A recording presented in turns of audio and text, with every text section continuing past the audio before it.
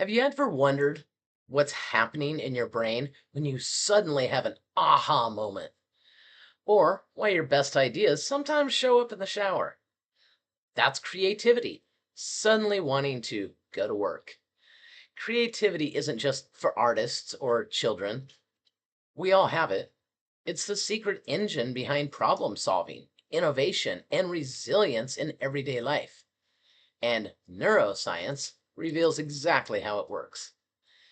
Neuroscience, by the way, is the scientific study of the nervous system, especially the brain, the spinal cord, and networks of nerves and control how we feel, think, and behave.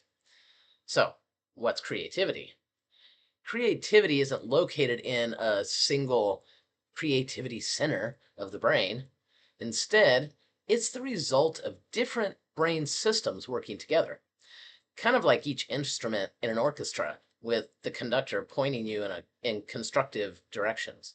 It's the ability to take memories, knowledge, and experiences and recombine them in new and useful ways. Scientists have identified three major networks in the brain that shape creativity. First, we have the default mode network. This is active when you're daydreaming or letting your mind just wander. It generates raw, novel ideas and unexpected connections. Second, we have the executive control network. This is your inner editor centered in the prefrontal cortex. It helps you to focus, evaluate, and refine those wild ideas into something practical. And third, we have the salience network, which acts kind of like a switchboard. It decides which ideas deserve attention and helps you to move between free flowing imagination and critical focus. Together, these three networks create the balance between imagination and discipline that fuels creativity. So, what about those sudden flashes of insight? Studies show that just before an aha moment, the brain produces a burst of gamma waves, especially in the right temporal lobe, like right there, right? It's like your subconscious has been working in the background, quietly connecting the dots. And then suddenly, boom, the solution just pops into awareness. Chemistry plays a role in this too. Dopamine, for instance, the brain's motivation chemical, boosts curiosity and helps you to explore new possibilities. These positive moods are linked to more flexible, divergent thinking, helping you to generate a ton of ideas.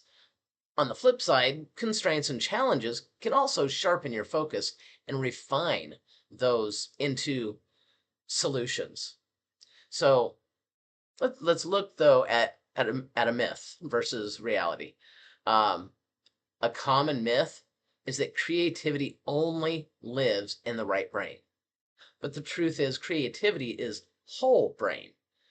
Both hemispheres, plus many interconnected regions, are constantly in play. And perhaps most importantly, it's not just an innate gift. We all have creativity, and it's a skill that anyone can strengthen. So, how do you boost your creativity? How do you nurture it? Neuroscience gives us some pretty clear answers. So, first, let your mind wander. Daydreaming activates the default mode network. So if your kids' minds, for instance, are wandering and it seems like they're not paying attention, like ever, and their teacher wants to diagnose them with ADHD or something, maybe you should rethink that because their brains are alive and active, probably generating some pretty cool ideas. The next thing you can do is switch tasks or change environments to spark fresh connections. Next, move your body. Exercise increases dopamine and blood flow to the brain, therefore boosting potential creativity. Then, prioritize rest. REM sleep is a powerhouse for unusual creative associations. And if you remember your dreams, you know what I'm talking about. And don't forget playfulness and mindfulness. They help loosen rigid thinking and open the door to new ideas. In fact, feel free to be a kid again.